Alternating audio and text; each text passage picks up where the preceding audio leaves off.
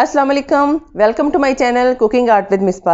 आज जो रेसिपी मैं आपके साथ शेयर करने जा रही हूँ वो है साग के पराठे, बल्कि साग वाले पराठे।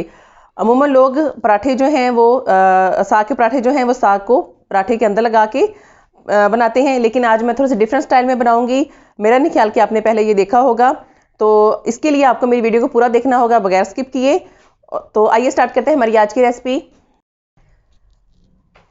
रेसिपी स्टार्ट करने के लिए हमें जो चीज़ें चाहिए उसमें मैंने साग लिया है, उसके अलावा देसी घी लिया है, और ये लहसुन है फ्रेश वाला, ग्रीन और वाइट पार्ट दोनों हैं इसके, मैंने मिक्स कर लिए हैं, काट लिए हैं। उसके अलावा 5 से 6 अदद मैंने हरी मिर्च ली है, और कुटी लाल मिर्च है, नमक है 1 टेबलस्पून नमक और 1 टेबलस्पून कुटी लाल मिर्च है, और हाफ टेबलस्पून जो है वो लाल मिर्च पाउडर है। उसके अलावा मैंने फ्रेश धनिया लिया है।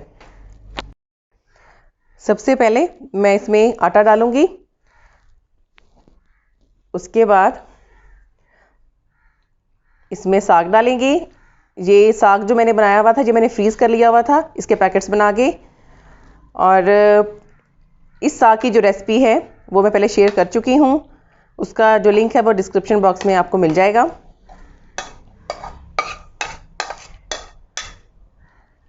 चलें जी, ये मैंने साग डाल लिया इसमें। अब इसके साथ ही फ्रेश धनिया है, ये डाल देंगे,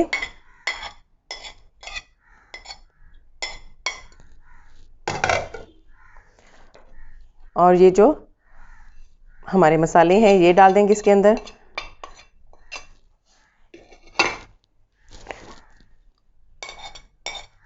ग्रीन चिली और ये फ्रेश गार्लिक है, ये इसमें डाल देते हैं।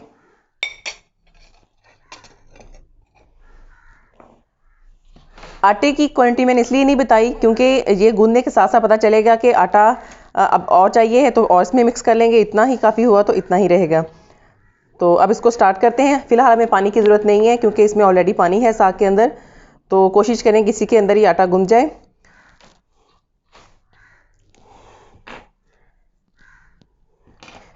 मैं अपनी रिंग उतार लूँ।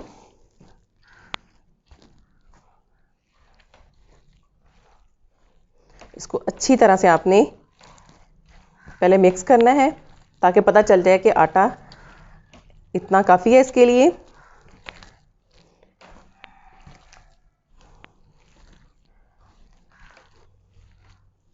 और इसको ज़्यादा गूंदने की भी ज़रूरत नहीं पड़ती आम आटे की निस्बत।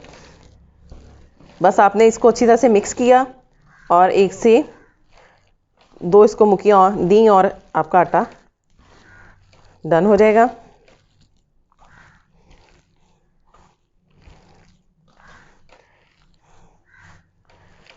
जी देखिए, इसमें पानी डालने की ज़रूरत ही नहीं पड़ी क्योंकि साग के अंदर ऑलरेडी पानी मौजूद था, और कुछ जो मैंने फ्रीज़ किया हुआ था और उसकी फ्रीज़ मैंने जैसे इसकी ख़त्म की थी तब भी थोड़ा सा जो बर्फ़ वाला पानी था वो भी इसके अंदर था।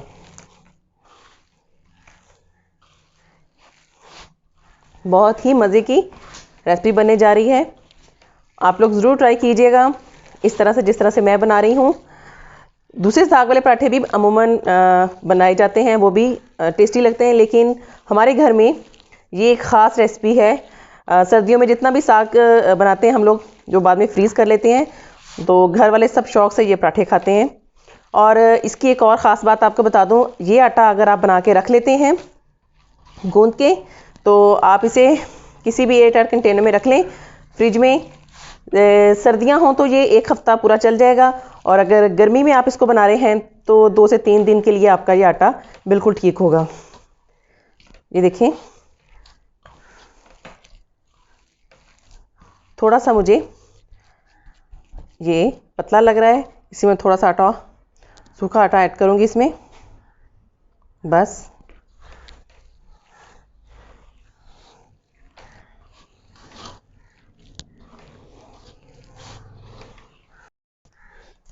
ये देखें, ये ऑलमोस्ट हमारा डन हो गया है। इसको ज़्यादा गूंदने की ज़रूरत नहीं पड़ती, बस मैंने 1 मिनट के लिए इसको गूंदा है।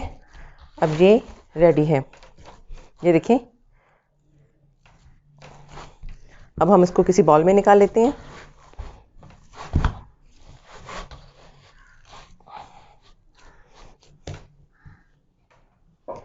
अब इसको निकालते हैं एक बाउल में।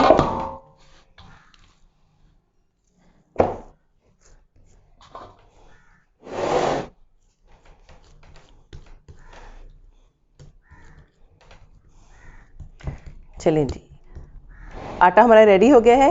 अब हम रोटी का प्रोसीजर शुरू करते हैं। आटे को मैंने 5 मिनट के लिए रखा था गूंद के। अब इसका हम लेते हैं पेड़ा।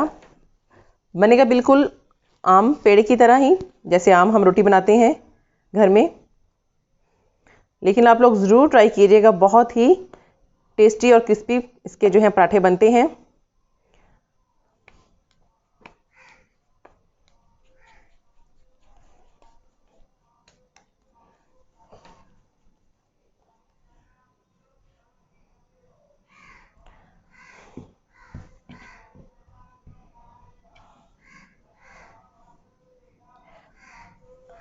अब इसको बेलने के बाद इसमें ये होता है कि ज़रूरी नहीं आपका पराठा जो है वो बहुत ज़्यादा बड़ा बने।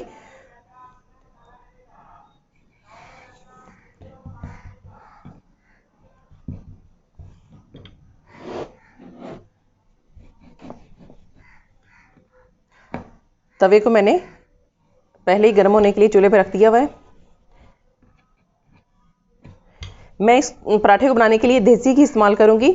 आप चाहें तो आप दूसरा भी कर सकते हैं और ऑयल भी यूज़ कर सकते हैं। चलें जी, रोटी हमारी तकरीबन रेडी हो गई है। गोल तो मुझसे भी नहीं बनी, लेकिन तवे पे डालने के बाद हम इसको सेट कर लेंगे। अब हम इसको डालते हैं तवे पे। तवा हमारा गर्म हो चुका हुआ है।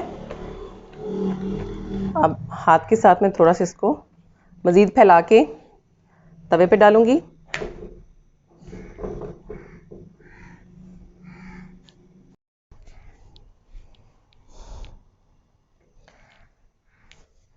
इसका असल मज़ा जो है इस पराठे का अचार और साथ में प्लेन दही के साथ इसका बहुत मज़ा आता है खाने का।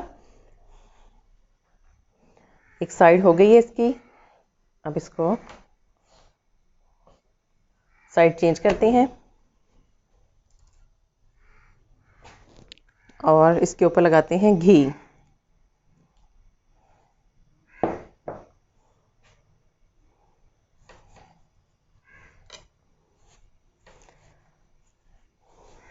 आम पराठे की निस्बत ये हैवी नहीं होता। इसकी सबसे मज़े की बात ये है कि ये हैवी नहीं होता।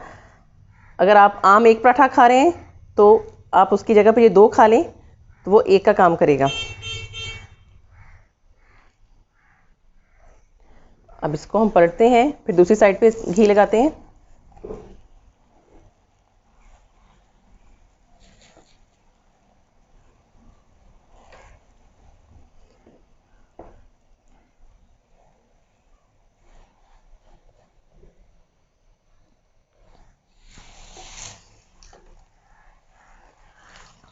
अब मीडियम आंच पे इसको हम पकने देंगे।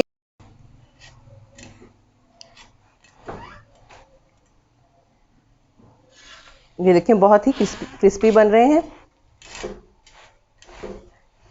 इसको ज़्यादा पकाने की ज़रूरत भी नहीं पड़ती, क्योंकि ऑलरेडी जो साग है वो पहले ही पका हुआ होता है। और जो बाकी चीज़ें इसमें मैंने ऐड की हैं वो सारी वैसे ही इतनी फ्रेश और कच्ची अच्छी लगती हैं इसमें।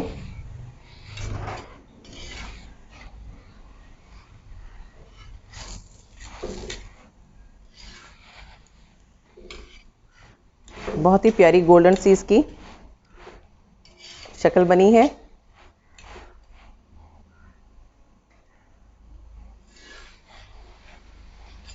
चलें जी, ऑलमोस्ट हमारा पराठा डन है।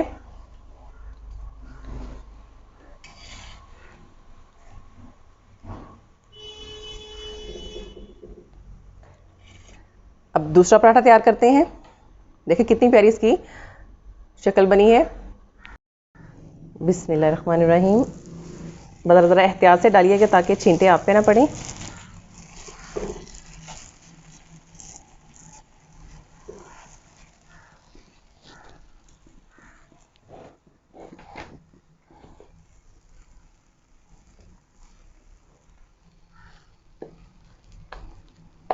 तब तक मैं साथ साथ दूसरा पेड़ा भी कर लेती हूँ।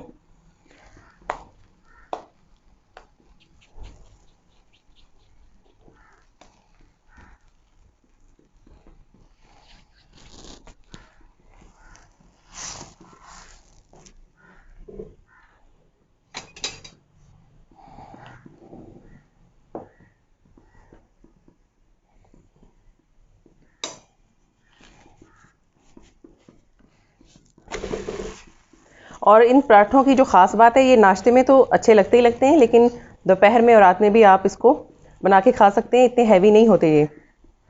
ख़ास तौर पे अगर आप इसको देसी घी के साथ बनाएं तो फिर तो बिल्कुल भी ये हैवी नहीं लगेंगे। चलिए जी, दूसरी साइड पे भी लग गया।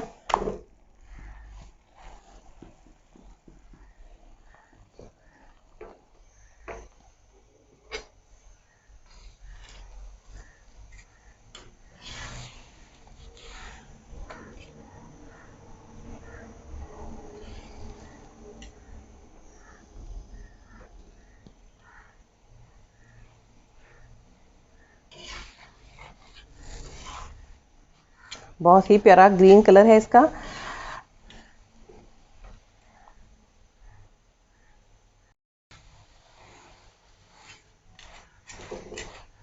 दूसरा पराठा भी हमारा तकरीबन रेडी हो गया है। आप कलर चेक करें माशाल्लाह से कितना प्यारा इसका कलर है, ग्रीन और गोल्डन टाइप का। जितने ये देखने में अच्छे लग रहे हैं, मुझे तो अच्छे लग रहे हैं, आपका लोगों का मुझे पता नहीं, लेकिन उतने ही खाने में भी मज़ेदार हैं ये। आप लोग ज़रूर ट्राई कीजिएगा। बहुत ही टेस्टी बने हैं। मैं इसलिए पूरे यकीन के साथ कह रही हूँ कि मैं तकरीबन हमारे घर में ये हर दूसरे तीसरे दिन शौक से खाते हैं बच्चे। दही और अचार हो और साथ में चाय हो तो इसका मज़ा ही दुबाला हो जाता है। चलें जी, हमारा दूसरा पराठा भी रेडी हो गया है। इसको रखते हैं इस पे। अब बाकी के पराठे तैयार कर लेते हैं।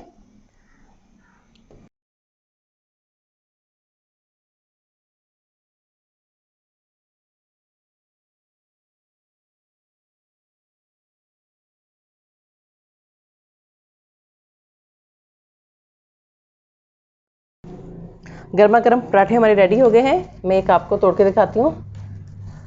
ये देखिए, बहुत ही क्रिस्पी पराठे। आप लोग ज़रूर ट्राई कीजिएगा, बहुत ही मज़े के बनेंगे। तो ये थे हमारे साग के गर्मा गर्म पराठे।